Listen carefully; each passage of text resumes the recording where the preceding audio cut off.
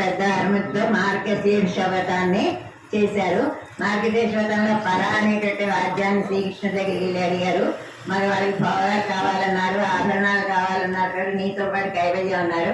అప్పుడు కృష్ణుడు అనుకుంటాడు, వీళ్ళకి ఏం కావాలో నాకు అర్థం కావట్లేదు. ఒకసారి పర అంటారు, ఒకసారి భోగాలు అంటారు, ఆభరణాలు అంటారు, ఒకసారి నేను వంశంలో పుట్టడమే పుణ్యం అంటారు. ఈ విధంగా అంటున్నారు. వీళ్ళకి ఏం కావాలో వీళ్ళే అడుగుతారు అని చెప్పి ఆయన మాట్లాడకుండా అవుతుంటే అప్పుడు గోపికలు అనుకుంటారు, మా ఆర్తి ఆయనకి తెలియట్లేదు అని చేత ఆర్తి తెలిసేలా మనస్సులోని కోరికను మేము విన్నవించుకోవాలి అని చెప్పి వాళ్ళు చలికాలం అయినా సరే లెక్క పెట్టకుండా, చిన్నపిల్లలైనా చలికాలమైనా లెక్క పెట్టకుండా తెల్లవారుజామునే లేచి ఆ చలిలోనే ఇంత విషయాలన్నిటి మీద కూడా దృష్టి పెట్టకుండా భగవంతుడి మీదే దృష్టి పెట్టి ఆ చలిలో భగవద్ దర్శనానికి బయలుదేరుస్తారు. బ్రహ్మీ ముహూర్తంలో భగవదాభిముఖ్యం ఎక్కువగా సాత్విక భావాలు ఎక్కువగా ఉంటాయని చెప్తే ఆ ముహూర్తాన్ని వాళ్ళు అప్పుడు లేచి వస్తారు. పైగా దానికి ఇంకో కారణం కూడా ఉంది. తెల్లవారుజామునే వెళ్ళకపోతే వాళ్ళకి కృష్ణుడు దొరకడు.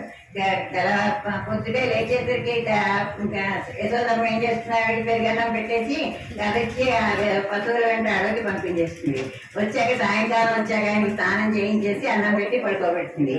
పడుకున్నట్టే పడుకుంటాడు. మళ్ళీ తన అభిమతం అన్న గోపికలు ఇళ్ళకి వెళ్ళిపోతూ ఉంటాడు. అందుచేత వీళ్ళు వచ్చి ఎప్పుడో పడుకుంటాడు. అంచేత తెల్లవారుజామున వెళ్తేనే కృష్ణుడు వాళ్ళకి దొరుకుతాడనమాట.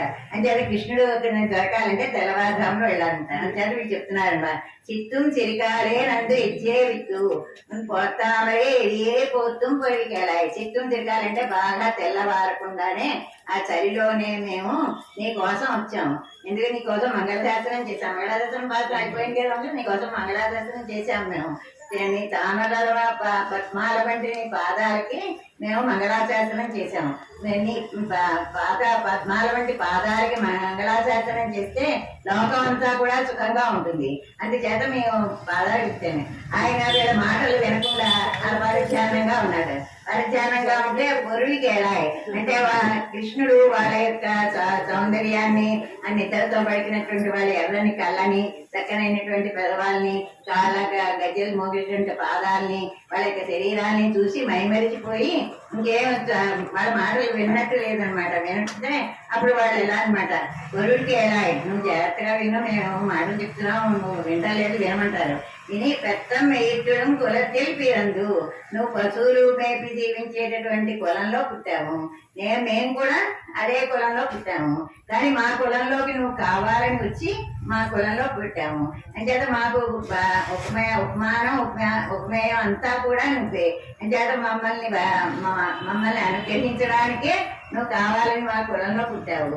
అంచేత పుట్టేవల్ ఎంగలే కొలామని పాడు. మా అంతరంగ కైంకర్యాలు నువ్వు స్వీకరించవలసిందే. మేము గోపురంలో పుట్టాము, కావాలని నువ్వు ఈ గోపురంలో పుట్టావు. అంచేత మా అంతరంగ మేము చేసేటటువంటి కైంకర్యాలన్నీ కూడా గుర్తున్నాయి. మేము నిత్యసూరుడు సేవించే శ్రీమన్నారాయణని కానీ, వశిష్ఠాన్ని నిలిపిన శ్రీరాముడిని కానీ నిన్ను సేవించట్లేదు. మా గోపకులంలో పుట్టావు కాబట్టి మేము నిన్ను సేవిస్తున్నాము.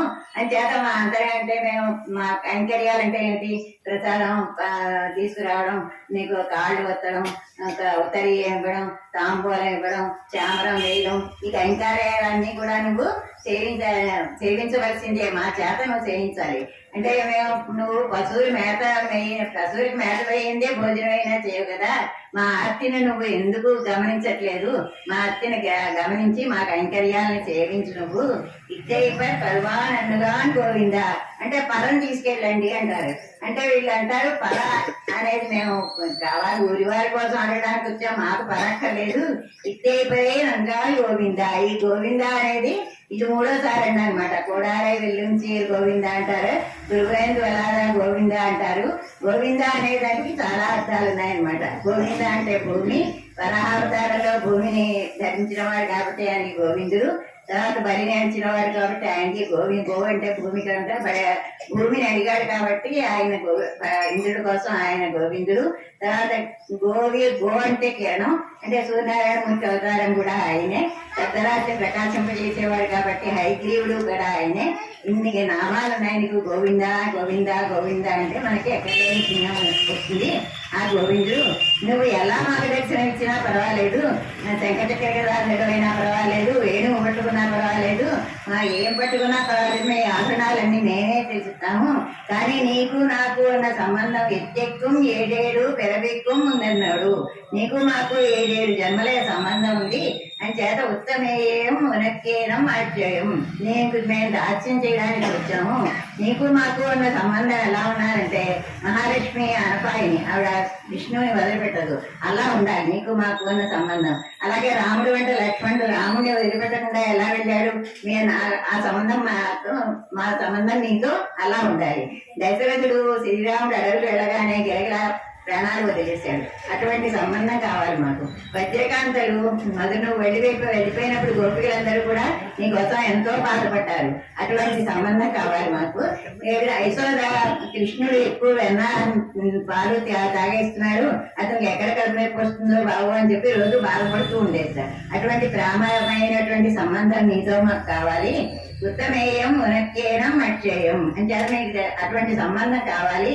మత్తేనం కామంగల్, మాకు ఇతర కోరికలు ఏమీ లేవు, నిన్ను సేవించడమే మా యొక్క లక్ష్యం అని చేత మమ్మల్ని అనుగ్రహించి మమ్మల్ని నీ కటాక్షాన్ని మా మీద కురిపించు అని గోపికలు చివరికి ఇంకా కృష్ణుణ్ణి అదే కోరుకుంటారు. మనమేనా ఇప్పుడు భగవంతుణ్ణి మనమే అలా ఆ విధంగానే కోరుకోవాలి. భగవంతుని మనం అందరం కూడా ఆ విధంగానే బాబు నన్ను ఏ బాధలు లేకుండా నీలో చేసుకో అని అలా కోరుతూ ఉండాలన్నమాట. అలాగే గోపికలు కృష్ణుని కోరుకున్నట్టుగా మనం కూడా కోరుకోవాలని తెలుపాలి.